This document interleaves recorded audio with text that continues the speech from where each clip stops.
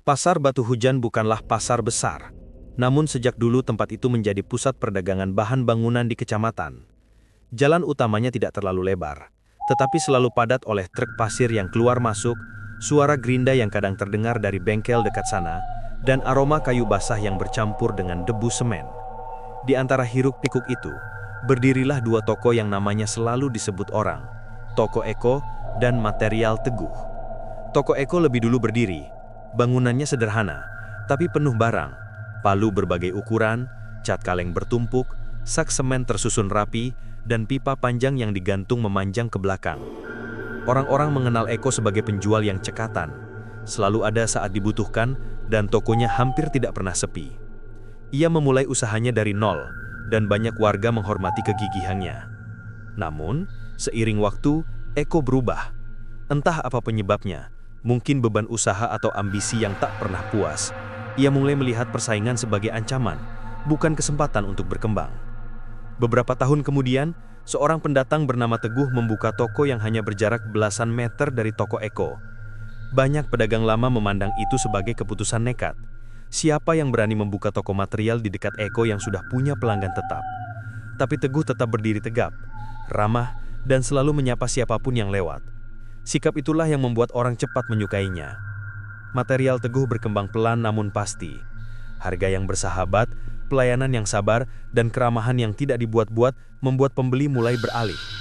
Teguh tidak pernah memaksa, tidak pernah mempromosikan dirinya dengan meninggikan suara. Ia hanya melakukan pekerjaannya dengan niat baik. Dan di luar jam toko, ia dikenal rajin menghadiri pengajian, menjadi donatur untuk panti asuhan kecil di ujung desa, dan gemar mengulurkan bantuan bagi siapapun yang kesusahan. Awalnya, Eko mencoba mengabaikan kenyataan bahwa pelanggan mulai terbagi dua. Baginya, persaingan adalah hal biasa. Namun lama-kelamaan, rasa itu berubah. Ia mulai memperhatikan betapa sering pembeli melirik ke arah Material Teguh. Ia mulai menghitung berapa banyak mobil pick-up yang berhenti bukan di tokonya tapi di toko Teguh. Dan diam-diam, rasa panas merayap ke hatinya. Setiap pagi, sebelum membuka toko, Eko berdiri di depan pintu, sambil menatap ke arah seberang. Ia melihat Teguh menyapu halaman tokonya dengan tenang, lalu menata barang satu persatu. Ketika ada pelanggan datang, Teguh menyapa dengan senyum yang tulus, bukan senyum penuh perhitungan.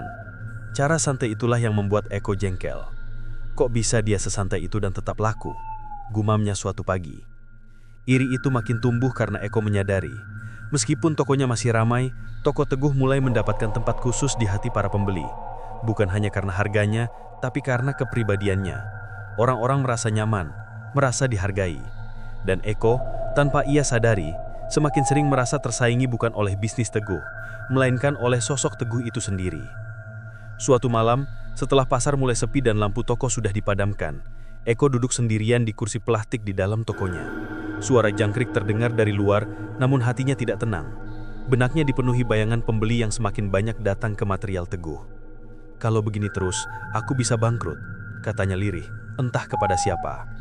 Ia tahu jalan terbaik adalah memperbaiki pelayanan, mungkin menambah variasi barang, atau memberikan diskon sesekali.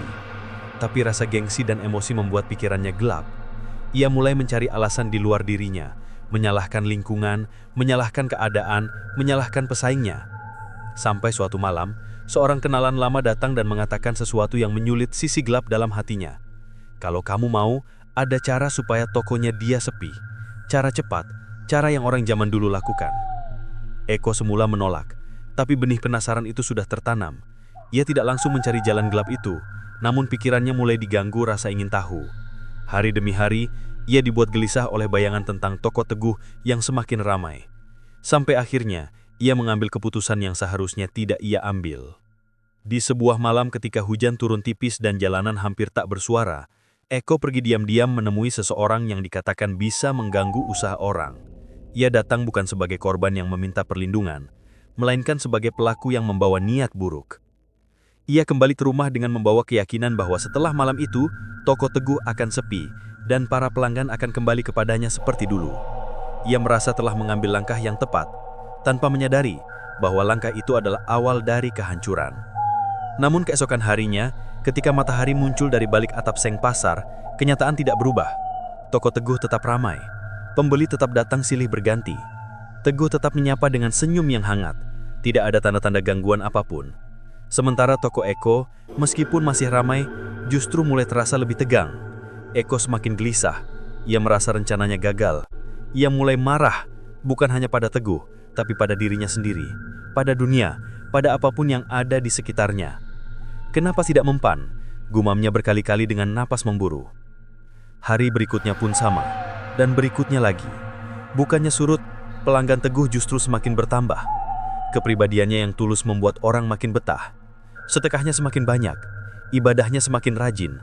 Orang-orang merasa keberkahan selalu menghampiri toko itu. Dan di sisi lain pasar, diam-diam, di balik tumpukan sak semen dan rak alat pertukangan, seorang pria bernama Eko menatap dengan tatapan yang semakin redup. Hatinya panas oleh rasa iri yang semakin membakar. Ia merasa kalah, bukan hanya dalam jualan, tapi dalam segala hal. Hingga akhirnya, rasa itu berubah menjadi tekad gelap yang jauh lebih berbahaya dari sebelumnya. Eko memutuskan bahwa ia tidak akan berhenti. Kalau gangguan ringan tidak mempan, ia akan mengambil jalan yang lebih dalam dan lebih gelap lagi. Ia tidak tahu bahwa langkah berikutnya akan membawa dirinya menuju sesuatu yang tidak pernah ia bayangkan. Sesuatu yang akan membalikkan segalanya, kehidupan, nasib, dan akhir hidupnya sendiri. Malam itu langit mendung, namun hujan tidak turun. Angin berembus pelan melewati lorong-lorong kecil di sekitar pasar Batu Hujan. Toko-toko sudah menutup pintu, lampu jalan hanya menyala sebagian, dan suara malam terdengar lebih lengang dari biasanya. Di saat sebagian orang mulai beristirahat, Eko justru duduk gelisah di ruang belakang tokonya, memandangi jam dinding yang seolah bergerak terlalu lambat. Hari itu adalah hari kelima sejak ia melakukan upaya pengganggu usaha kepada material Teguh, dan tidak ada satupun tanda keberhasilan. Teguh tidak tampak sakit, tokonya tidak sepi, bahkan rumor buruk pun tidak terdengar. Semua berjalan normal, seakan tidak ada upaya jahat yang pernah ditujukan kepadanya. Semakin hari, dada Eko terasa semakin sesak. Ia memukul meja kecil di depannya. "Kenapa masih ramai? Kenapa malah tambah ramai?" gerutunya dengan suara parau. Mata Eko sembab karena kurang tidur. Kepalanya berat oleh pikiran yang tak mau diam. Sore tadi ia sempat memperhatikan Teguh yang menolong seorang ibu tua mengangkat karung pupuk kecil ke atas motor. Teguh tersenyum, mengucapkan terima kasih, lalu menolak diberi uang tambahan. Adegan itu membuat Eko semakin gerah. Rasanya seperti melihat seseorang yang selalu lebih baik dari dirinya, apapun yang ia lakukan. Menjelang tengah malam, Eko mengambil keputusan yang semakin menggelapkan langkahnya. Ia mengambil jaket lusuh, mengunci toko, lalu pergi berjalan melewati gang kecil menuju rumah seseorang yang pernah disebut-sebut temannya. Orang itu terkenal bukan sebagai tokoh masyarakat, melainkan sebagai seseorang yang sering dicari ketika seseorang ingin menyakiti musuh dengan cara yang tidak terlihat. Rumah itu berada di pinggiran kampung, terpisah dari rumah warga lain. Pagar bambu tampak kusam, halaman dipenuhi tanaman liar yang seolah dibiarkan tumbuh semaunya. Lampu depan rumah menyala redup, cukup untuk menunjukkan bahwa pemiliknya masih terjaga. Eko menelan ludah. Sesuatu dalam dirinya ingin mundur, tetapi rasa iri dan takut kalah keburu menguasai. Ia memukul meja kecil di depannya. Tak lama setelah itu, pintu kayu berderi terbuka. Seorang pria tua berkulit gelap dengan tatapan tajam berdiri di depannya. "Kamu yang semalam sempat bertanya lewat orangmu itu?" tanyanya tanpa basa-basi. Eko mengangguk gugup. Iya pak, saya butuh bantuan." Pria tua itu mempersilahkan Eko masuk. Ruangan dalam rumah itu beraroma aneh, paduan asap dupa dan sesuatu yang sulit dijelaskan. Cahaya dari lampu minyak membuat bayangan benda-benda di sudut ruangan tampak memanjang dan bergerak-gerak. Eko merasa tidak nyaman, tetapi ia menahan diri. "Apa yang kamu mau?" tanya pria itu sambil duduk bersila. Eko ragu sebentar, kemudian berkata perlahan, "Saya mau usaha pesaing saya tidak laku. Saya ingin tokonya sepi." Pria itu memandangnya lama, seolah menilai isi hatinya. "Kamu sudah mencoba cara mudah, tapi tidak berhasil." Eko terkejut. Namun pria itu melanjutkan sebelum ia sempat bertanya, "Orang yang kamu target itu bukan orang sembarangan. Hatinya bersih, rajin ibadah, banyak orang mendoakannya. Energi semacam itu tidak mudah diganggu." Kata-kata itu menghantam Eko seperti pukulan. Ia merasa tersindir sekaligus semakin kesal. Tapi bukan berarti tidak bisa, hanya jalannya lebih dalam. Eko meremas celana panjangnya, menahan campuran rasa takut dan keinginan kuat. "Apa yang harus saya lakukan?" Pria itu mengambil sebuah kotak kecil dari lemari. Kotak kayu itu tampak tua, penuh ukiran yang tampak seperti simbol-simbol kuno. "Ini bukan mainan. Begitu kamu memilih jalan ini, tidak ada kembali. Dan apapun hasilnya, kamu harus siap menerima resikonya." Eko mengangguk cepat. Baginya saat itu, resikonya tidak lebih penting daripada mengalahkan Teguh. Pria itu tersenyum tipis, hampir seperti seseorang yang sudah tahu apa yang akan terjadi. "Baiklah, aku akan menyiapkan sesuatu yang lebih kuat. Tapi ingat, kalau niatmu dalam, gelap itu bisa kembali padamu." Dan ketika itu, Eko pun hanya mengangguk. Setelah beberapa waktu, Eko keluar dari rumah itu dengan langkah berat. Kotak kecil itu kini berada di dalam tasnya. Ia berjalan pulang melalui gang-gang yang gelap, namun pikirannya kembali dipenuhi harapan bahwa esok atau lusa usaha Teguh akan mengalami nasib buruk. Bahkan ia membayangkan pembeli kembali memenuhi tokonya seperti dulu, memuji pelayanannya dan mengabaikan material Teguh. Namun ketika pagi tiba, harapannya kembali runtuh. Toko Teguh lebih ramai dari sehari sebelumnya. Bahkan ada truk besar yang mengirim barang tambahan. Teguh terlihat sibuk melayani pembeli. Wajahnya tetap cerah dan ramah. Ia tidak menunjukkan tanda-tanda lelah atau sakit. Ia justru menolong seorang kuli yang hampir jatuh saat mengangkat semen. Eko berdiri di depan tokonya sambil memegangi dada. "Kenapa? Kenapa masih tidak mempan?" bisiknya getir. Beberapa pembeli yang lewat melihatnya dengan tatapan heran. Namun Eko tidak peduli. Ia merasa seperti seseorang yang menonton lawan menang tanpa usaha, sementara dirinya telah melakukan segala sesuatu yang ia anggap sudah maksimal. Rasa marah yang tumbuh semakin pekat. Iri hati telah berubah menjadi sebuah obsesi. Eko tidak lagi memikirkan keuntungan usahanya. Ia hanya memikirkan bagaimana membuat Teguh jatuh, bagaimanapun caranya. Di malam ketujuh sejak pertemuannya dengan pria tua itu, Eko kembali datang. Kali ini wajahnya terlihat lebih gelap, penuh putus asa. Ia tidak lagi bertanya tentang resiko, ia hanya ingin hasil. Pria tua itu menyambutnya tanpa senyum. "Kalau kamu sudah memilih sepenuhnya, maka ini langkah terakhir." Eko mengangguk cepat. Pria itu menatapnya lama, kemudian berujar, "Baik, tapi ingat, semakin kuat niat jahat seseorang, semakin besar bayangan yang akan kembali padamu." Dan di saat itulah, Eko sepenuhnya melangkah ke jurang. Ia tidak tahu bahwa keputusan itu bukan hanya akan menentukan nasib Teguh, melainkan nasibnya sendiri. Ia tidak tahu bahwa dunia memiliki cara membalas, dan bahwa kebaikan seringkali menjadi tameng paling kuat terhadap kejahatan. Ia hanya tahu satu hal, ia telah terlalu jauh untuk mundur. Dan malam itu, untuk pertama kalinya, sesuatu yang tidak terlihat mulai bergerak. Bukan menuju Teguh, melainkan kembali ke arah Eko.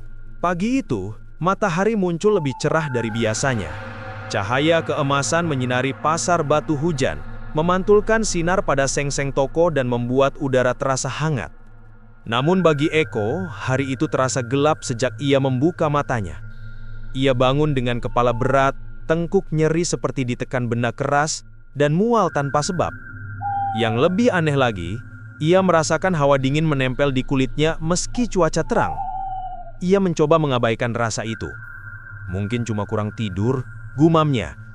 Ia memaksakan diri mandi, membuka toko, dan menata barang seperti biasa. Tapi setiap gerakan terasa berat seolah tubuhnya terisi pasir. Sementara itu dari kejauhan terdengar suara pembeli yang bercakap-cakap. Eko menoleh. Seperti biasa, Mereka bukan menuju tokonya, melainkan ke toko Teguh.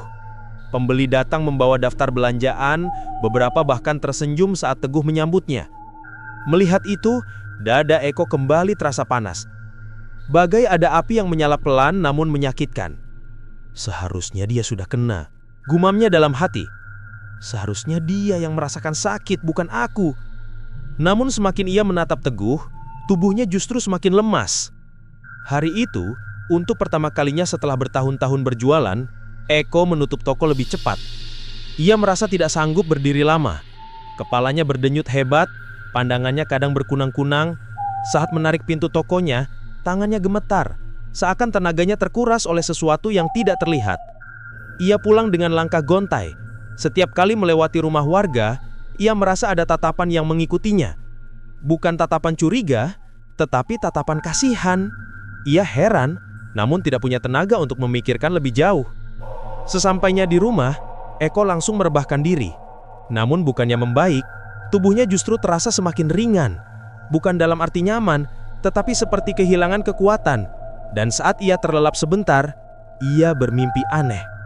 Dalam mimpinya, ia berdiri di tengah lapangan kosong yang diterpa angin kincang. Di kejauhan, terlihat sosok pria tua, orang yang ia datangi waktu itu. Pria itu hanya berdiri diam, menatapnya dengan mata tajam. Lalu, tanpa membuka mulut, suara pria itu terdengar bergema. Ada bayangan yang tidak bisa kamu kendalikan. Eko terbangun dengan napas terengah-engah. Tubuhnya berkeringat dingin. Ia mencoba menenangkan diri, namun rasa tidak nyaman itu semakin kuat. Keesokan paginya, Eko benar-benar tidak sanggup membuka toko. Ia berdiri di depan cermin dan terkejut melihat wajahnya tampak kuyu.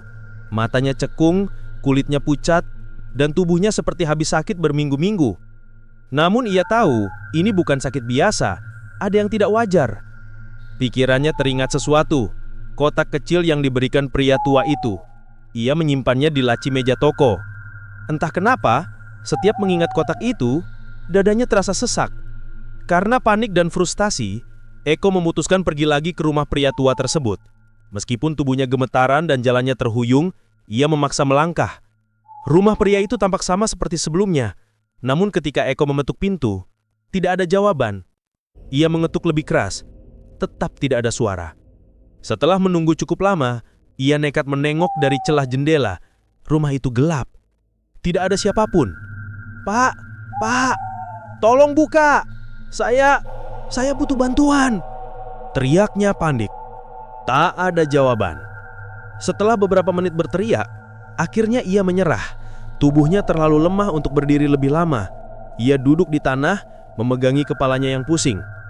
Kenapa kau menghilang sekarang? Keluhnya lirih. Perlahan, Eko mulai menyadari bahwa ia telah masuk ke masalah yang tidak bisa ia hentikan.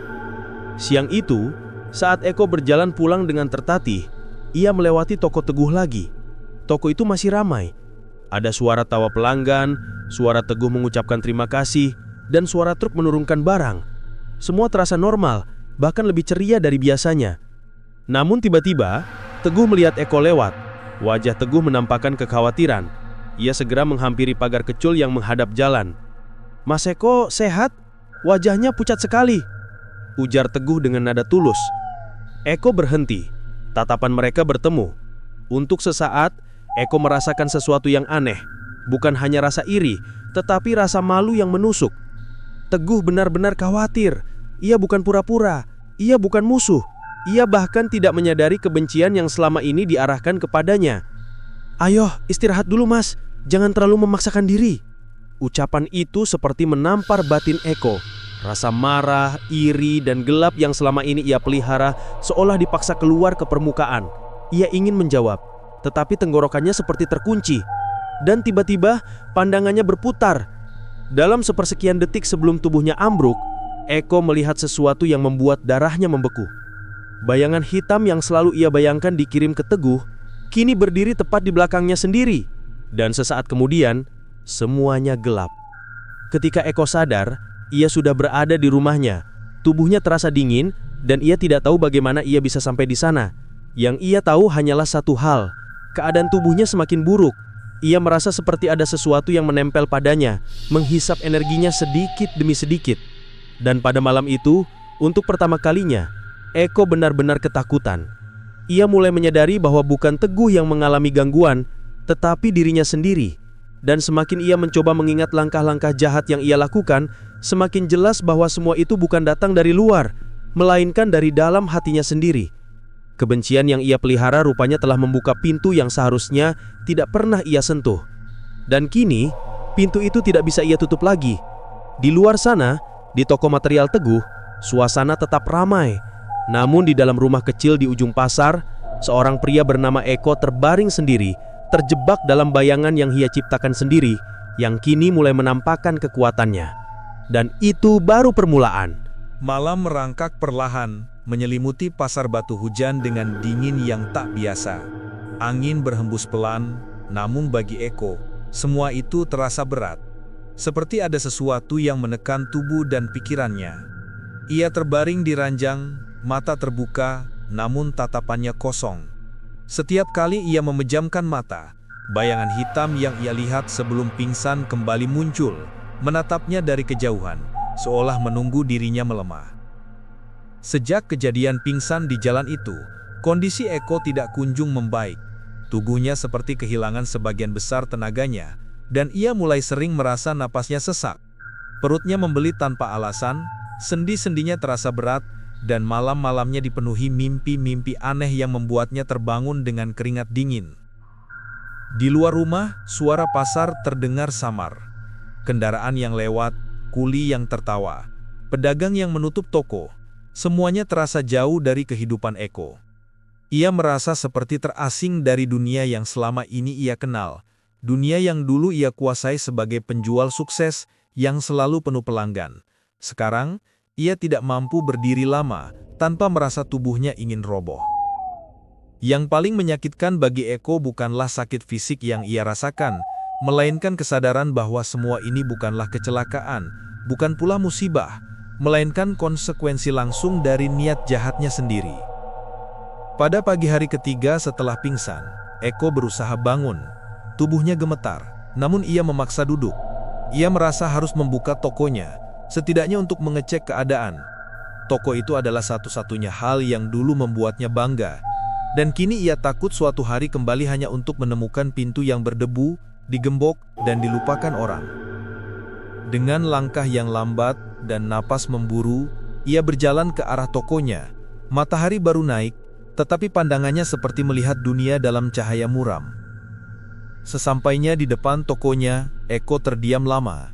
Pintu toko tampak sama seperti biasa, namun hari itu terasa seperti pintu yang memisahkan dua dunia. Dunia yang dulu ia miliki, dan dunia yang kini seolah memunggunginya. Ia membuka pintu perlahan dan masuk. Aroma barang-barang bangunan yang dulu terasa akrab, kini justru membuatnya mual. Rak-rak penuh alat besi dan tumpukan semen yang biasanya membuatnya bersemangat, kini hanya menjadi pengingat pahit tentang pekerja keras yang ia sia-siakan. Ketika berdiri di balik meja kasir, Eko memegangi kepalanya. "Kenapa semua harus begini?" bisiknya lirih. Namun ia tahu jawabannya, karena ia membuka pintu yang seharusnya tidak ia sentuh. Tak lama kemudian, langkah seseorang terdengar dari depan. Eko menoleh lemah. Ternyata itu adalah Sardi, seorang pelanggan lama yang sering membeli paku dan lem kayu. "Mas Eko, ya ampun, kenapa pucat sekali?" tanya Sardi terlihat terkejut. Eko ingin menjawab bahwa ia hanya kelelahan, tapi suaranya tidak keluar. Ia hanya mengangguk pelan. Sardi meletakkan barang belanjaannya, lalu mendekat. "Mas, kalau sakit jangan dipaksakan kerja. Mukamu kayak orang diisap energinya." Kalimat itu membuat Eko tersentak. Ia menatap Sardi dengan mata melebar, seakan ucapan itu lebih menakutkan dari apapun. Sardi tidak bermaksud apa-apa. Ia hanya khawatir. Namun bagi Eko, itu seperti pengakuan, seolah orang lain bisa melihat bahwa ada sesuatu yang menggerogoti dirinya. Siang itu, setelah beberapa pelanggan datang dan pergi dengan wajah cemas melihat keadaan Eko, ia akhirnya tak tahan lagi. Ia menutup toko lebih cepat dan kembali pulang. Di rumah, ia duduk sendirian di ruang tamu menatap dinding kosong. Bayangan hitam itu kembali muncul di sudut matanya, namun saat ia menoleh, tak ada apa-apa.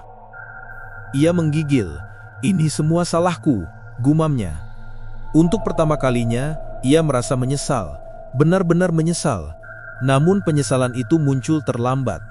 Apapun yang ia lakukan beberapa minggu terakhir sudah terlanjur berjalan dan ia tidak tahu bagaimana menghentikannya. Ia berpikir untuk kembali menemui pria tua itu. Namun rumah pria tersebut selalu kosong. Tak ada tanda-tanda kehidupan. Seakan pria itu menghilang begitu saja dari dunia. Atau lebih tepatnya, seakan ia tidak pernah ada. Keraguan itu membuat Eko semakin terpuruk. Ia merasa sendirian dalam kegelapan yang ia ciptakan sendiri. Sore itu, suara ketukan terdengar dari pintu rumahnya. Eko bangkit dengan susah payah dan membukanya.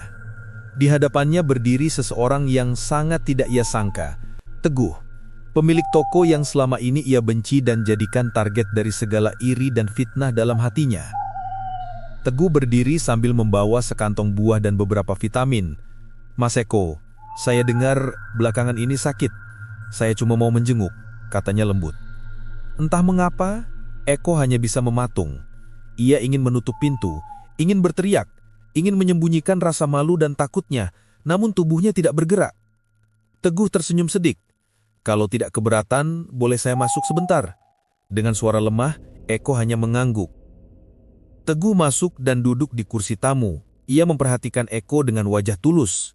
"Mas, apa yang sebenarnya terjadi? Kelihatannya sakitnya bukan sakit biasa." Eko menelan ludah. Kata-kata itu terasa seperti pisau yang masuk perlahan. Teguh tidak tahu apa-apa, tapi kalimat itu terdengar seolah ia tahu semuanya. "Saya hanya kecapean," ujar Eko mencoba menahan suaranya agar tidak bergetar. Teguh menggeleng pelan. "Saya bukan dokter, tapi saya merasa ini lebih dari sekedar capek. Mas Eko, kalau ada masalah, jangan dipendam sendirian." Eko menundukkan kepala. Air matanya nyaris jatuh. Ia tidak tahu kenapa, tapi kehadiran Teguh yang begitu tulus justru membuatnya semakin hancur. Karena ia tahu, Teguh adalah orang terakhir yang pantas mendapat perlakuan buruk, namun ia justru menjadikannya target kebencian. Setelah beberapa menit, Teguh berdiri. "Mas, saya titip buah dan vitaminnya. Kalau butuh bantuan, saya tidak jauh. Panggil saja. Semoga cepat sembuh ya." Ketika pintu tertutup kembali, Eko jatuh terduduk. Dadanya sesak oleh rasa bersalah yang selama ini ia pendam. Namun rasa sesak itu berubah menjadi sesuatu yang lebih menakutkan. Sesuatu yang dalam, sesuatu yang gelap. Karena ketika Eko menatap sudut ruangan, ia melihat bayangan hitam itu lagi. Lebih jelas dari sebelumnya. Lebih dekat dari sebelumnya. Dan untuk pertama kalinya, bayangan itu bergerak seolah menatap Eko tepat di depan wajahnya. Eko tersentak dan mundur sambil terjatuh. Jantungnya berdebar tak karuan. Jangan dekat," teriaknya panik. Namun tidak ada siapapun di ruangan itu kecuali dirinya sendiri. Dan bayangan yang menempel pada dirinya. Bayangan yang ia ciptakan dengan niat gelapnya. Bayangan yang kini menuntut balasan. Dan Eko mulai menyadari bahwa apa yang ia lakukan telah membuka sesuatu yang tidak bisa ia hentikan. Sesuatu yang membuat tubuh, hati dan hidupnya perlahan-lahan hancur. Bab ini adalah permulaan dari mimpi buruk yang sebenarnya. Dan Eko belum tahu seberapa jauh bayangan itu akan menyeret dirinya. Malam itu turun perlahan, membawa hawa sejuk yang biasanya menenangkan. Namun bagi Eko, setiap menit terasa seperti ancaman baru. Setelah kejadian bayangan hitam menampakkan diri semakin jelas, ia tak lagi berani mematikan lampu rumah. Semua lampu menyala, membuat ruang tamu, kamar, dan dapur terlihat terang. Tapi seterang apapun cahaya itu, rasa takut yang menggantung di dadanya tetap tidak hilang. Ia duduk di lantai ruang tamu, punggung menyandar pada dinding. Tubuhnya gemetar, bukan karena kedinginan, tetapi karena sesuatu yang ia sendiri tidak mengerti. Nafasnya pendek, seolah paru-parunya terhimpit beban berat. Pandangannya sesekali melirik sudut ruangan, tempat di mana bayangan itu tadi berdiri. Bayangan yang seharusnya ia kirimkan kepada orang lain. Bayangan yang kini kembali pada pemilik niat jahatnya. Dan semakin lama ia menatap, semakin jelas ia menyadari satu hal. Bayangan itu tidak hilang. Bahkan dalam cahaya terang, Eko kadang masih melihat bentuknya sekilas. Samar, tapi nyata. Keesokan paginya, tubuh Eko makin lemah. Ia hampir tidak mampu bangun dari kasur. Tulang-tulangnya terasa dingin, sendi-sendinya seperti kaku dan kulitnya mulai tampak kusam. Ia terbatuk beberapa kali, namun batuk itu terdengar aneh, lebih seperti suara seseorang yang tidak tidur berhari-hari. Ia menatap cermin di kamar dan hampir tidak mengenali wajahnya sendiri. "Mengapa semua ini terjadi padaku?" gumamnya lirih, meski ia tahu jawabannya. Ketika ia memaksakan diri berjalan ke dapur, ia melihat sesuatu yang membuat darahnya membeku. Di lantai dapur, terdapat jejak kaki hitam. Jejak itu tipis, seperti bekas jelaga, tapi jelas terbentuk. Jejak itu menuju kamar tidurnya, lalu menghilang di ambang pintu. Eko jatuh terduduk. Kedua tangannya bergetar hebat. "Tidak, ini tidak mungkin," katanya dengan suara pecah. Namun jauh di dalam hatinya, ia tahu jejak itu bukan miliknya. Jejak itu bukan milik manusia. Itu adalah tanda bahwa bayangan yang mengikuti dirinya kini bisa bergerak di dalam rumah. Dan setiap jejak itu terasa seperti ancaman bahwa bayangan itu siap menagih sesuatu. Entah itu tenaga, hidup, atau sesuatu yang lebih buruk. Siang itu, tanpa memikirkan keadaannya, Eko memutuskan bahwa ia harus mencari pria tua itu lagi. Ia tidak peduli rumah itu kosong. Ia tidak peduli bagaimana caranya. Ia harus menemukan orang itu, satu-satunya yang tahu cara menghentikan semua ini. Dengan tubuh limbung, ia berjalan keluar rumah. Langkahnya berat dan tidak stabil, namun ia memaksakan kaki kiri dan kanan maju bergantian. Setiap beberapa langkah, ia berhenti untuk mengatur nafas. Beberapa tetangga melihatnya dan mencoba menolong, tapi Eko hanya menggeleng lemah. Ia tahu apa yang ia cari tidak bisa dijelaskan kepada siapapun. Rumah pria tua itu terletak di ujung gang yang sepi. Kali ini, saat Eko tiba, ia langsung mendobrak pintu pagar bambu yang rapuh. Mendekati pintu, ia mengetuk keras. "Pak, tolong buka. Saya harus bicara." Tidak ada jawaban. Ia mengetuk lagi, kali ini lebih keras. "Tolong, apapun yang terjadi, saya butuh bantuan. Saya tidak kuat." Masih tidak ada suara. Frustrasi, Eko menempelkan telinganya ke pintu. Tidak ada langkah kaki, tidak ada batuk, tidak ada gerakan apapun dari dalam. Rumah itu benar-benar kosong. Dengan putus asa, ia membuka pintu yang tidak terkunci. Ruangan itu gelap, dingin, dan berdebu. Tidak ada tanda-tanda kehidupan. Tidak ada alat ritual, tidak ada dupa, dan tidak ada peralatan aneh yang dulu ia lihat. Semua kosong, seakan pria itu tidak pernah tinggal di sana. Atau seakan pria itu bukan manusia biasa. Eko berdiri di tengah ruangan. Tubuhnya bergemetar hebat. "Kamu tidak boleh hilang sekarang. Bagaimana aku harus keluar dari ini?" Namun tidak ada jawaban. Hanya suara angin yang masuk melalui celah atap reot. Tiba-tiba, dari belakangnya terdengar suara halus, seperti bisikan, tetapi tidak berasal dari manusia. Eko membalik badan cepat. Tidak ada siapa-siapa. Namun saat ia menoleh ke dinding, ia melihat sesuatu yang membuat tubuhnya hampir roboh. Bayangan hitam itu muncul lagi. Kali ini menempel di dinding seperti sosok yang sedang merangkak. Kakinya panjang, lengannya kurus, dan wajahnya tidak berbentuk. Namun Eko bisa merasakan tatapannya menembus dirinya. Dengan panik, Eko mundur, namun kakinya tersandung, membuatnya jatuh ke lantai. Jangan dekati aku!" teriaknya. Bayangan itu tidak menyerang. Ia hanya diam, lalu perlahan menghilang di udara, seperti asap hitam yang ditelan gelap. Namun pesannya jelas, bayangan itu tidak akan pergi. Tidak sampai ia mendapatkan apa yang ia inginkan. Dan apa yang diinginkan makhluk itu adalah nyawa seseorang. Dengan sisa tenaga, Eko kembali ke rumah. Ia merasa dunia berputar, tubuhnya semakin lemah. Ia hampir tidak mampu berdiri ketika membuka pintu rumahnya sendiri. Sesampainya di kamar, ia menjatuhkan diri ke kasur. Mengambil napas dalam-dalam, tapi napas itu terasa menyakitkan. Ia mulai sadar sesuatu yang mengerikan. Setiap kali bayangan itu muncul, tubuhnya melemah semakin cepat. Seperti ada sebagian dari dirinya yang terkuras. Dan jika ini terus berlanjut, ia tidak yakin mampu bertahan lama. Di tengah rasa putus asa itu, ia menatap langit-langit kamar dan berkata lirih, "Tolong, siapapun, aku tidak mau mati." Untuk pertama kalinya doa itu keluar dari hatinya tanpa paksaan. Ia tidak tahu kepada siapa ia berdoa.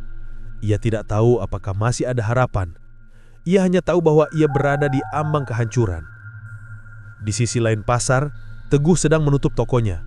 Saat hendak pulang, ia menatap sebentar ke arah toko Eko yang tertutup sepi. Ia merasa ada sesuatu yang tidak beres. Ada perasaan aneh yang mengganggu hatinya. Seperti firasat bahwa Eko sedang menghadapi sesuatu yang lebih berat daripada sekedar sakit biasa. Tanpa ia sadari, langkah-langkah kecil yang ia pilih sore itu akan membawa dirinya mendekati takdir yang saling bersinggungan dengan Eko. Dan malam itu, di rumah yang semakin gelap bagi Eko, bayangan itu kembali muncul di sudut kamar. Kali ini lebih besar, lebih tebal, dan lebih dekat. Seolah siap menagih, seolah siap mengambil. Dan Eko, dalam ketakutannya yang paling dalam, hanya bisa berbisik. Mungkin ini balasan atas semua yang aku lakukan. Pagi itu matahari bersinar cerah. Namun sinarnya tidak mampu mengenyahkan kegelisahan yang menyelimuti tubuh Eko. Meski baru terbit, hari itu terasa berat. Seolah udara pun ikut menekan dadanya. Eko bangun dengan susah payah. Kepalanya pening, pandangannya buram, dan tenggorokannya mengering seperti tak minum berhari-hari. Setiap kali ia mencoba duduk, tubuhnya goyah, hampir roboh kembali. Ia meraba dadanya, merasakan jantung yang berdegup tidak beraturan. Malam sebelumnya, bayangan itu hampir tidak memberi jeda. Muncul di sudut kamar, di belakang pintu, bahkan sekali sempat berdiri tepat di sisi ranjangnya. Eko merasa seperti ada sesuatu yang perlahan-lahan mengikis kekuatan hidupnya. Saat ia berjalan ke dapur untuk mengambil air, ia kembali melihat jejak kaki hitam yang kini jumlahnya lebih banyak. Sebagian jejak itu bahkan mengarah ke pintu kamar mandi. Jejak itu samar, seperti jelaga yang melekat di ubin, tapi bentuknya jelas, seolah makhluk itu berjalan bebas di rumahnya sepanjang malam. Eko meremas rambutnya dengan kedua tangan, tubuhnya bergetar hebat. Sampai kapan? Sampai kapan ini semua terus menghantuiku? Ia tidak tahu harus melakukan apa. Pria tua itu menghilang tanpa jejak. Santet yang ia kirim berbalik. Makhluk yang ia lepaskan kini justru menetap di rumahnya. Dan tubuhnya semakin hari semakin melemah. Di tengah keputusasaan itu, Eko tiba-tiba teringat sesuatu. Sebuah nama. Nama seseorang yang tidak pernah ia harapkan untuk ditemui dalam keadaan seperti ini. Pak Teguh. Teguh tidak pernah menaruh dendam.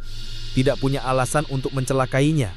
Orang yang justru ia niatkan untuk disakiti malah hidup dengan damai dan doa. Dan satu hal yang sangat Eko sadari, setelah santet itu berbalik, hidup Teguh justru tidak berubah.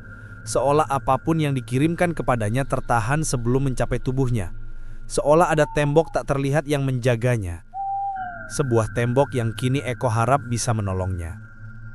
Sore itu, ketika toko material lainnya mulai menurunkan tirai, Teguh baru saja menyelesaikan pembukuan hariannya. Ia mengusap keringat di kening lalu menutup buku kas dengan rapi. Namun pikirannya tidak tenang sejak beberapa hari terakhir. Ada firasat kuat yang tidak bisa ia jelaskan. Setiap kali ia melewati toko Eko yang tertutup rapat, hatinya terasa berat. Seolah ada seseorang di balik pintu itu yang butuh bantuan tapi tidak mampu memanggil. Sambil membawa jaketnya, Teguh berjalan perlahan menuju sepeda motornya. Namun langkahnya tertahan ketika ia melihat seseorang di ujung jalan berdiri terhuyung-huyung. Sosok itu mendekat. Tubuhnya kurus, jalannya tidak stabil, bajunya kusut dan tidak terurus. Rambutnya kacau dan mata itu cekung, lingkarnya gelap seperti seseorang yang tidak tidur berhari-hari. Eko sempat tidak mengenalinya sampai suara parau itu keluar. Pak Teguh. Teguh terbelalak. Eko, astagfirullah, kamu kenapa kok? Eko mencoba tersenyum, tapi bibirnya bergetar. Saya butuh bicara, Pak, tolong. Tubuh Eko goyah. Teguh buru-buru berlari mendekat dan menangkapnya sebelum jatuh ke aspal. Ya Allah, kamu dingin sekali. Ayo, masuk sebentar ke dalam. Duduk, tarik napas. Dengan bantuan Teguh, Eko dibawa masuk ke dalam toko. Ia duduk di kursi kayu di kap meja pembukuan, sambil sesekali memegang dadanya. Teguh memberikan segelas air. Minum dulu, napasmu berat sekali. Kamu sakit? Eko meminum air itu dengan tangan gemetar. Ketika selesai, ia menatap Teguh dengan mata yang merah dan berair. Namun bukan karena menangis, lebih seperti ketakutan yang mendalam. "Pak, saya minta maaf." Teguh mengerutkan kening. "Maaf untuk apa?" Eko menunduk, suaranya patah-patah. Semua ini salah saya. Saya iri, saya ingin menyingkirkan Bapak. Saya mengirim santet." Teguh terdiam. Ia tidak terkejut, tapi lebih tepatnya hatinya sedih. Ia sudah menduga sesuatu, namun mendengar pengakuan itu langsung dari mulut Eko membuat perasaannya campur aduk. "Kok, dengar saya dulu," kata Teguh pelan. "Saya tidak dendam, tidak pernah. Saya tidak tahu soal santet, dan saya tidak mau tahu.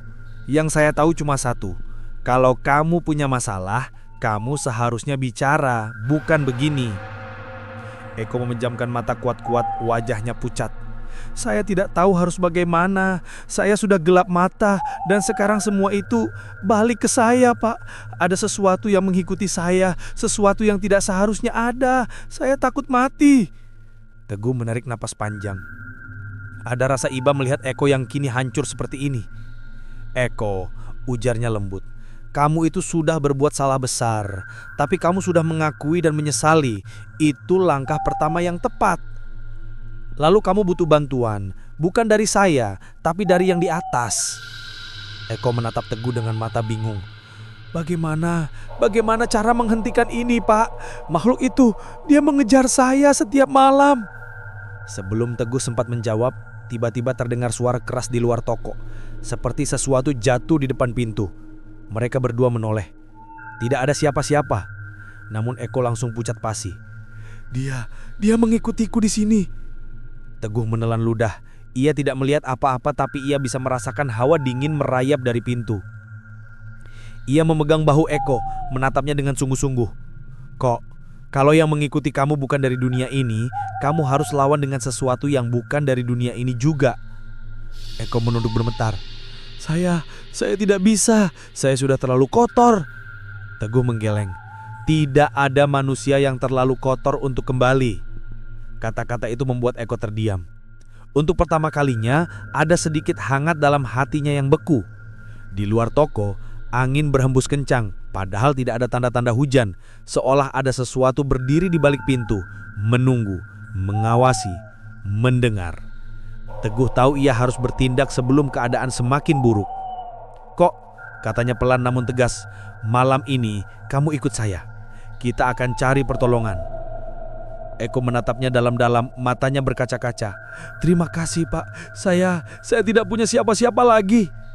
Teguh menepuk pundaknya. "Mulai sekarang, kamu tidak sendirian." Di luar, bayangan hitam perlahan bergerak di antara cahaya lampu jalan. Lebih besar, lebih jelas, dan untuk pertama kalinya, sosok itu terlihat seperti menunggu pertempuran yang lebih besar akan dimulai malam itu. Malam mulai turun perlahan, menutupi langit dengan warna biru gelap yang pekat. Hawa angin semakin dingin, seolah ada sesuatu yang tidak kasat mata bergerak di antara hembusannya. Teguh dan Eko berdiri di depan toko material yang baru saja ditutup. Teguh menggembok pintu sambil sesekali menatap Eko yang tampak semakin lemah. "Ko, kamu yakin kuat jalan?" tanya Teguh lembut. Eko menelan ludah. Saya coba saja, Pak. Asal jangan tinggalin saya." Teguh mengangguk tegas. "Saya nggak akan pergi." Meski tubuh Eko hampir roboh, mereka tetap melangkah menuju sebuah rumah di pinggir desa. Rumah milik seseorang yang menurut Teguh terkenal memiliki ilmu agama yang kuat. Seorang ustadz sepuh yang jarang keluar rumah, namun selalu bersedia membantu siapapun tanpa meminta imbalan. Rumah itu kecil, sederhana, tidak menonjol. Namun aura di sekitarnya terasa hangat, berbeda dari hawa gelap yang terus mengikuti langkah Eko. Saat mereka berjalan, Eko sesekali menoleh ke belakang.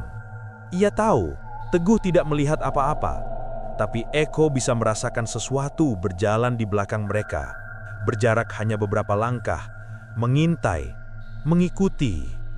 Makhluk itu, bayangan itu, semakin lama semakin dekat. Ketika mereka tiba di depan rumah Ustadz, Teguh mengetuk pintu. Suaranya bergema pelan dalam keheningan malam. Tidak lama kemudian pintu terbuka. Muncul seorang lelaki tua dengan jenggot putih dan tatapan lembut namun tajam, seperti seseorang yang mampu melihat jauh ke dalam hati manusia. "Assalamualaikum," sapa Ustadz Rahman. Teguh menjawab salam, namun sebelum ia sempat berkata apapun, Ustadz itu menatap Eko lama. Tidak berkedip, seolah ia sudah tahu alasan kedatangan mereka sejak awal. "Kamu," kata Ustadz itu pelan, "masuklah, sebelum sesuatu mengisi tempat yang tidak seharusnya." Eko merasakan bulu kuduknya berdiri.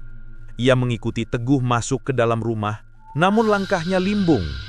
Begitu pintu ditutup, Ustadz itu langsung mengambil sesuatu dari meja kecil di ruang tamu, sebuah botol berisi air, beberapa kitab, dan sehelai kain putih.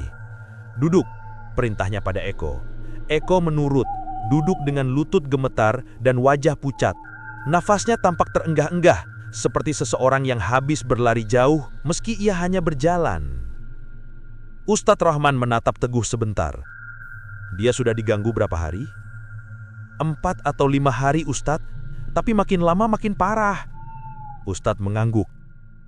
"Ini bukan sekadar gangguan. Ada makhluk yang menempel. Makhluk kiriman yang kembali pada pengirimnya." Eko menunduk, tubuhnya bergetar hebat. Kata pengirim itu membuat dadanya semakin sesak. Ia ingin berkata sesuatu, tapi mulutnya terasa kaku. "Tapi," lanjut Ustadz Rahman dengan suara dalam, "makhluk seperti ini tidak akan kembali tanpa alasan. Ada perintah yang ia jalankan, dan sekarang ia menagih." Eko menutup wajah dengan kedua tangannya. Ia merasakan seluruh ruangan berputar. Saya menyesal, Ustadz. Tolong hentikan ini. Saya tidak mau mati. Saya takut." Ustadz Rahman mendekat, duduk di depannya. "Penyesalanmu diterima, tapi penyelesaian masalah tidak berhenti sampai di situ. Kamu harus bersiap menghadapi apapun yang muncul malam ini." "Malam ini?" Suara Eko bergetar. "Kenapa malam ini?" Ustadz tersenyum tipis. "Karena bayangan yang menempel padamu sudah menunggu, dan ia tidak akan melewati malam ini tanpa mencoba mengambil apa yang ia anggap miliknya." Eko menisak kecil, tubuhnya semakin melemah. Ustadz Rahman mulai membaca ayat-ayat pelindung. Ia memegang kepala Eko sambil menempelkan kain putih ke dahinya. Suara bacaan itu memenuhi ruangan, membuat suasana menjadi hangat namun tegang. Di awal, tidak terjadi apa-apa. Namun beberapa menit kemudian, Eko mulai merasakan panas yang sangat kuat di dadanya. Panas itu seperti bara yang menyala tepat di tengah tubuhnya. Ia menggeliat, berusaha menahan rasa sakit. "Ah, Ustadz, panas sekali!" teriaknya. Teguh yang duduk di samping panik. "Ustadz, bagaimana ini? Dia kepanasan." "Jangan sentuh dia," perintah Ustadz tegas. Makhluk itu mulai resah. Dia tahu kita sedang berusaha melepaskannya. Eko memegangi dadanya. Kuku jarinya hampir menembus kulit sendiri. Ia menangis keras, tak sanggup menahan nyeri yang menusuk seluruh tubuhnya. Tiba-tiba, lampu di ruang tamu berkedip-kedip. 1 kali, 2 kali, lalu mati. Ruangan menjadi gelap. Teguh terlompat kaget. "Ustadz, lampunya kenapa mati?" Sebelum Ustadz sempat menjawab, udara di ruangan berubah dingin seperti es, membuat napas mereka keluar dalam bentuk uap tipis. Suara angin terdengar dari arah dapur, meski semua jendela tertutup rapat. Eko berhenti bergerak. Teguh memanggil, "Koh! Koh!" Namun Eko tidak menjawab. Lalu sesuatu yang mengerikan terjadi. Perlahan, dari sudut ruangan, muncul bayangan hitam pekat. Bukan bayangan biasa. Bentuknya tinggi, kurus, lengan panjang dengan jari-jari yang meruncing. Tidak punya wajah, tapi ada lekukan gelap seperti mata kosong. Makhluk itu merayap keluar dari gelap seolah ditarik oleh suara bacaan Ustadz. Teguh mundur ketakutan. "Astaghfirullah! Ustadz, apa itu?" Jawab Ustadz dengan suara tegas. Itulah makhluk yang menempel padanya. Dia datang sendiri. Bayangan itu berdiri di sudut ruangan, tidak bergerak, tapi aura gelapnya memenuhi setiap inci rumah itu. Dingin, pekat, menyesakkan. Dan perlahan, sangat perlahan, ia mengangkat tangannya, menunjuk tepat ke arah Eko. Teguh hampir berteriak, "Dia mau ambil Eko!" Ustadz Rahman berdiri, tubuhnya tegap, meski wajahnya serius. "Tidak, selama saya masih bernafas." Ia mulai membaca ayat dengan suara lantang, memenuhi ruangan. Bacaan itu bergema kuat, memukul hawa gelap di sekitar mereka. Makhluk itu mulai bergetar, bentuknya kabur, terguncang. Namun ia tidak mundur. Ia malah bergerak lebih dekat, seolah melawan bacaan itu. Eko tiba-tiba membuka mata. Matanya hitam seluruhnya. Dia sudah masuk!" seru Teguh panik. Ustadz mengencangkan suaranya, namun makhluk itu semakin dekat. Ruangan itu menjadi medan antara cahaya dan kegelapan. Udara bergetar, lantai berderik. Pintu belakang terbuka sendiri dengan keras. Pertempuran itu baru dimulai, dan malam itu tidak ada yang tahu siapa yang akan menang. Cahaya atau gelap yang sudah terlalu lama dipelihara oleh niat buruk. Suasana di rumah Ustadz Rahman berubah menjadi medan yang tidak terlihat, penuh ketegangan seperti dua dunia bertabrakan. Cahaya dari lampu minyak kecil di sudut ruangan bergetar cemas, seolah ikut merasakan tarik-menarik antara doa dan kegelapan yang menebal. Eko terduduk di lantai, tubuhnya terkulai lemah seperti boneka tanpa tenaga, namun matanya, mata hitam yang pekat dan kosong, membuat Teguh merasa seluruh bulu kuduknya berdiri. "Eko, sadarlah!" Teguh mengguncang bahunya, tapi Ustadz segera menahan. "Jangan!" teriaknya. "Makhluk itu sedang menempel kuat. Jika kamu sentuh, dia bisa pindah." Teguh mematung, tangannya gemetar di udara sebelum ia menarik kembali pelan. Makhluk hitam yang berdiri di sudut ruangan itu bergerak semakin dekat. Gerakannya tidak seperti manusia, perlahan, patah-patah namun dengan kehadiran yang menyesakkan dada. Seolah udara di antara mereka dipersatukan dengan kabut dingin yang menusuk tulang. Ayat-ayat yang dibacakan Ustadz Rahman semakin cepat, namun tetap jelas dan tegas. Suaranya menggema memenuhi ruangan kecil itu, menembus hawa gelap yang terus mengalun. Ustadz mengangkat tangan kanannya, sedangkan tangan kirinya menekan kain putih di dada Eko yang kini mulai membakar seperti bara. Eko meronta, tubuhnya bergetar keras. "Ah, tolong, tolong!" jeritnya. Namun suaranya bukan sepenuhnya suaranya sendiri. Ada gema lain di baliknya, seperti dua suara bersatu dalam satu mulut. Teguh mundur beberapa langkah, kakinya lemas. Ia belum pernah menyaksikan hal seperti ini. Tubuhnya dingin seperti disiram air es. Makhluk itu tiba-tiba mengeluarkan suara rendah, lebih mirip geraman, namun bukan seperti binatang, seperti serak dari dalam lubang yang sangat dalam. Suara itu membuat kaca jendela bergetar pelan. Dan pada detik berikutnya, makhluk itu melompat maju dengan gerakan cepat. Teguh menjerit, Ustadz mengencangkan bacaannya, dan Eko terkapar lebih keras.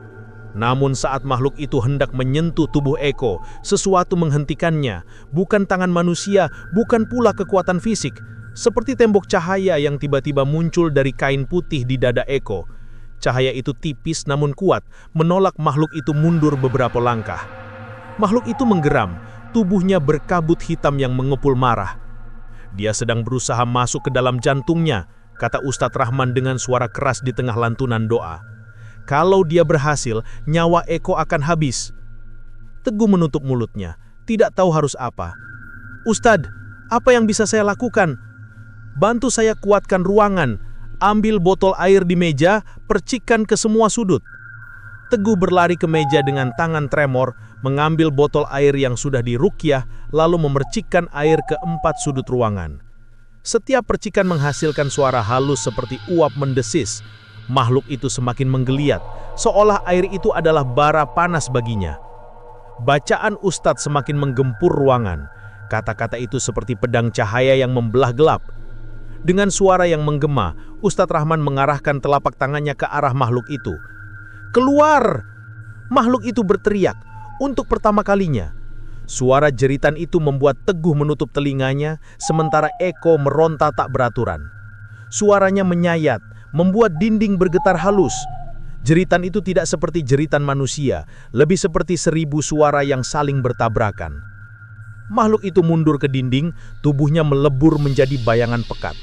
Namun, ia tidak menghilang. Ia tetap mencoba melawan, lebih agresif, lebih nekat.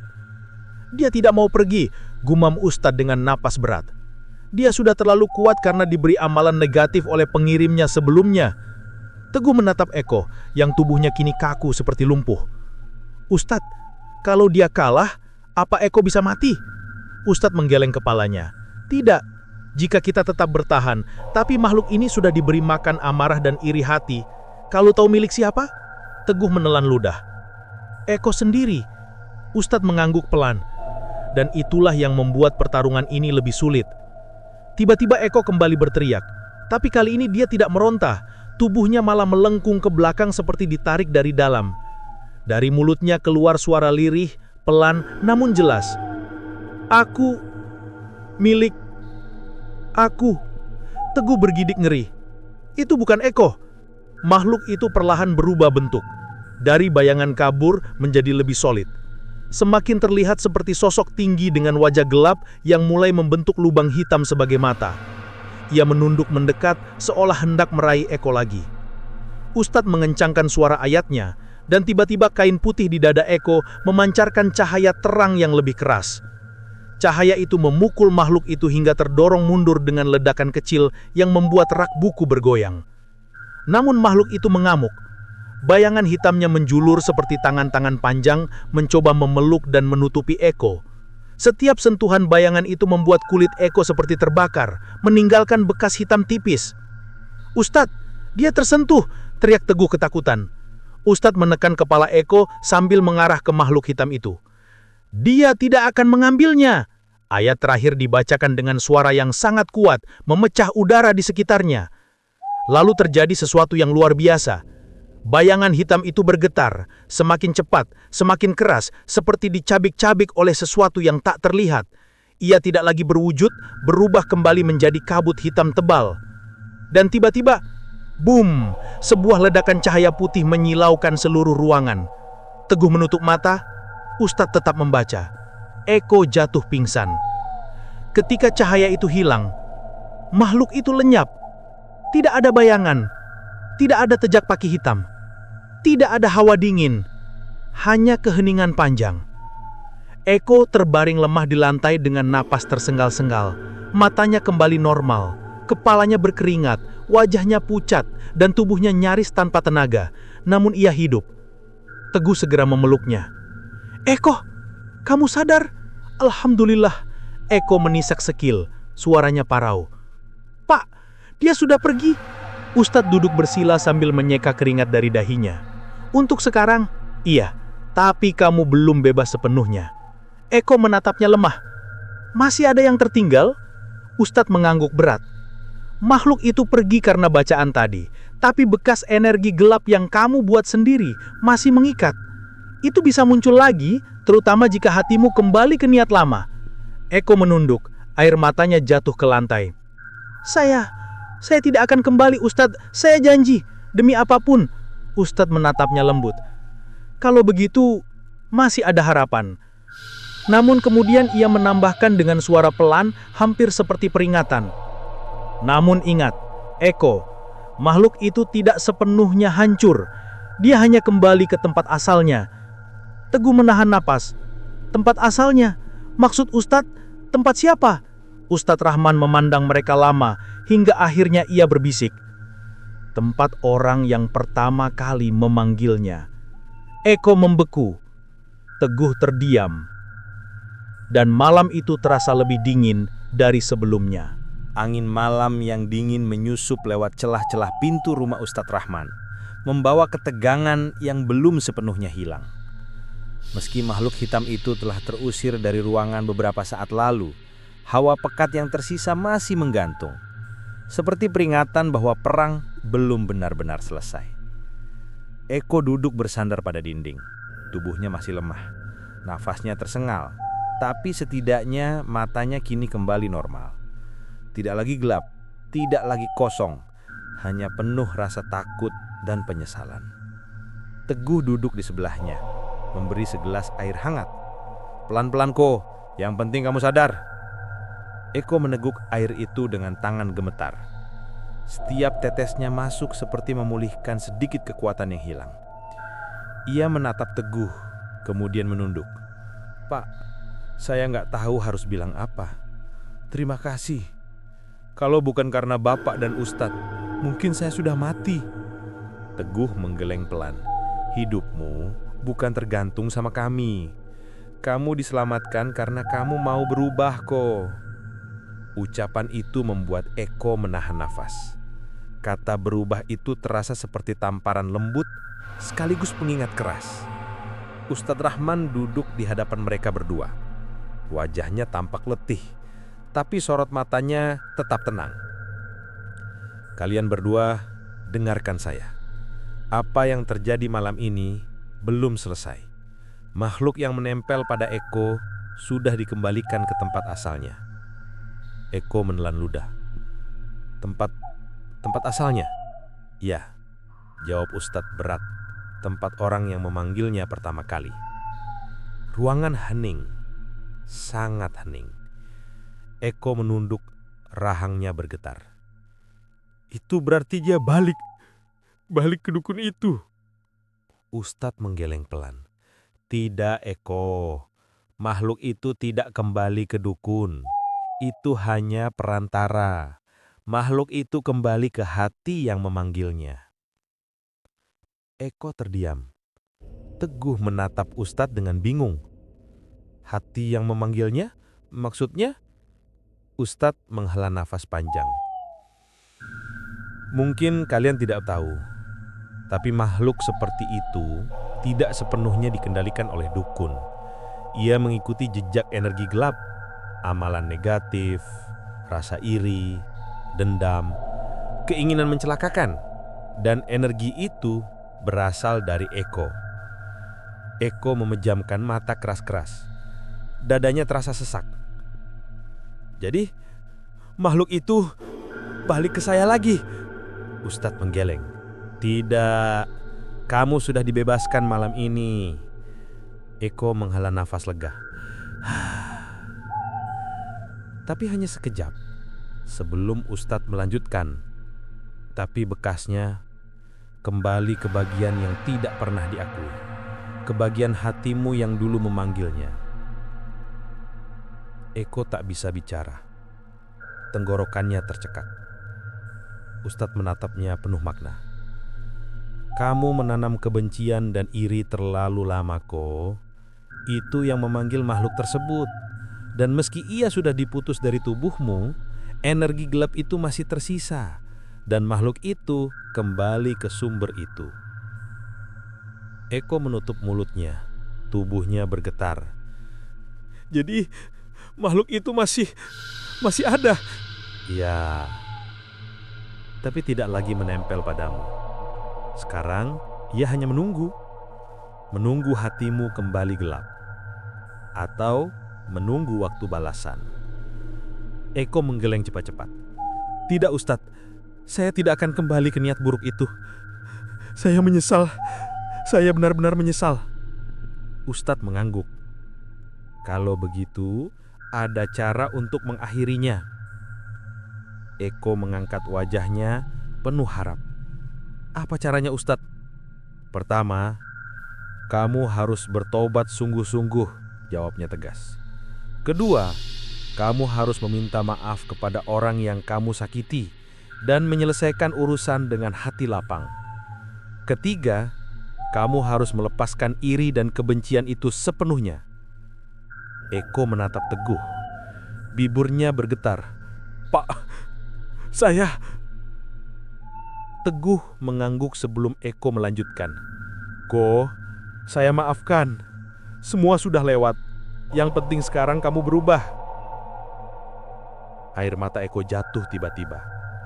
Tangis yang ia tahan selama ini pecah begitu saja. Tangis yang bukan hanya rasa takut, tapi beban bertahun-tahun iri, marah dan dendam yang tiba-tiba runtuh. Ia memeluk Teguh erat. "Pak, maafkan saya. Maaf, saya hampir mencelakakan Bapak. Saya jahat, Pak. Saya..." Teguh memeluknya balik, menepuk punggungnya dengan hangat. "Sudah, selesai. Kita mulai dari awal." Ustadz tersenyum kecil, senyum lega, namun masih penuh kehati-hatian. "Bagus. Kesadaran seperti ini jarang muncul tanpa ujian berat." Setelah Eko tenang, Ustadz mengajak mereka duduk melingkar. "Kalian harus tahu satu hal," katanya pelan. "Makhluk itu tidak akan kembali lagi malam ini. Tapi balasan atas perbuatan jahat kadang tidak langsung. Ada yang datang lewat mimpi, sakit, kerugian atau masalah batin yang menghantui." Eko mengangguk, mengusap wajahnya. "Saya siap menerima apapun, asal makhluk itu tidak mengambil nyawa saya." Ustadz mengangguk. "Baik. Karena kamu sudah menyesal dan meminta maaf langsung kepada orang yang kamu sakiti, insya Allah balasan terberat sudah terlewat." Eko menghela nafas lega. Namun Ustadz menambahkan, "Tapi satu hal harus kamu ingat. Makhluk itu kembali ke kegelapan yang kamu buat dulu. Jika kamu kembali pada iri dan niat jahat, ia akan muncul lagi. Dan kalau itu terjadi, saya tidak yakin kamu bisa selamat kedua kalinya." Eko menunduk dalam-dalam. "Saya mengerti, Ustadz. Saya berjanji tidak akan kembali." Teguh menepuk bahunya. "Ini kesempatan kedua kok, jangan sia-siakan." Eko mengangguk, kali ini dengan tekad yang lebih mantap. Beberapa minggu berlalu. Eko tidak lagi melihat bayangan, tidak lagi mendengar bisikan. Tubuhnya perlahan pulih. Ia lebih banyak beribadah, rajin datang ke musola, dan perlahan memperbaiki hubungan dengan warga yang dulu ia jauhi. Toko materialnya tidak langsung ramai seperti dulu, bahkan kadang masih sepi. Tapi kali ini Eko tidak marah, tidak iri, tidak membandingkan diri. Ia justru membantu Teguh saat toko tetangganya itu ramai. Mengangkat semen, menurunkan keramik, bahkan menawarkan bantuan tanpa diminta. "Terima kasih kok." Eko senyum. "Senang bisa bantu, Pak. Rasanya hati saya lebih tenang sekarang." Dan memang, tidak ada lagi bayangan hitam yang mengintai. Tidak ada lagi dingin yang menusuk tulang. Tidak ada lagi mimpi buruk. Namun, suatu malam, saat Eko baru selesai sholat, ia tiba-tiba merinding. Bukan karena ketakutan, tapi lebih seperti firasat. Firasat bahwa segala kegelapan yang dulu ia lepaskan, kini benar-benar telah pergi. Pergi meninggalkan hidupnya. Pergi entah kemana. Pergi untuk tidak kembali, selama hatinya tetap bersih. Ia tersenyum tipis, menutup mushaf yang baru ia baca. "Terima kasih ya Allah, telah mengembalikan cahaya ke hidup saya." Dan malam itu untuk pertama kalinya setelah sekian lama, Eko tidur dengan damai, tanpa bayangan, tanpa bisikan, tanpa gelap yang mengejar. Perang itu akhirnya selesai. Dan Eko bangkit sebagai manusia yang baru.